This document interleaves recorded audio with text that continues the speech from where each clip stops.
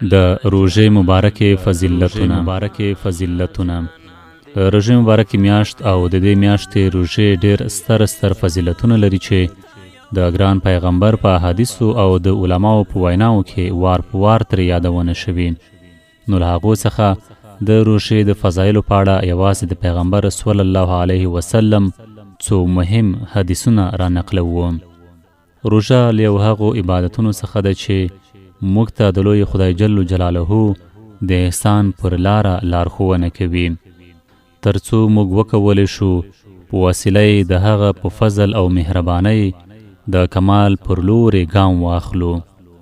ګران پیغمبر صلی الله علیه وسلم فرمایلی دی: ژباړه: ای خلکو، الله تعالی تاسې ته لویه له برکت څخه ډکه میاشت راغلی ده. په دې میاشت کې یوه شپه ده چې له زرو میاشتو نه غوره ده. روژه یې الله تعالی پر تاسو فرض کړې ده او تراویح پر تاسې سنت ګرځولي.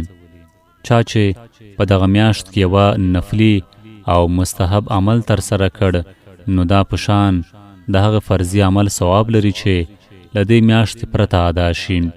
او که چا په دې میاشت کې یوه فریضه ادا کړه، نو دا په شان د اویو فرضونو ده چې د ادا کړي وي.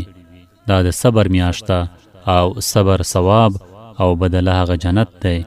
دا د برابرۍ میاشت ده او دا هغه میاشت ده چې په دې کې د مومن رزق زیاتیږي. چا چې یوه روژهدار ته روژه ماتی ورکړ، نو دا د یو غلام د آزادولو ثواب لري. او دا هغه میاشت ده چې په دې کې د مومن رزق زیاتیږي. چا چې یو روژهدار ته روژه ماتی ورکړ، نو دا د یو غلام د آزادولو ثواب لري او د ګناهونو بخنه یې پرې کیږي. صحابه کرامو پوښتنه وکړه: یا رسول الله، له موږ ټولو سره خو دومره څه نشته چې یو روژهدار پرې موړ کړو؟ نو رسول الله صلی الله علیه وسلم ورته وفرمایل: دا ثواب الله تعالی هغه چاته هم ورکوي چې یو ګوټ غړپ شیدې یا یوه خرما او یو غړپ اوبه چاته ورکړي. او چا چې یو روژهدار موړ کړ، نو دا ورته د ګناهونو مغفرت دی او الله تعالی به یې زما له حوض څخه اوبه ورکړي چې بیا به هېڅ وخت نه تږی کېږي تر دې چې جنت ته داخل شي. او د لپاره به د هغه بل روژهدار په اندازه ثواب هم ورکول کېږي او هم دا چې د هغه له ثواب څخه به کوم شی نه کمیږي. دا داسې میاشت ده چې اول یې رحمت او موږ مغفرت او وروسته ورځ یې له دوزخ څخه خلاصون دی.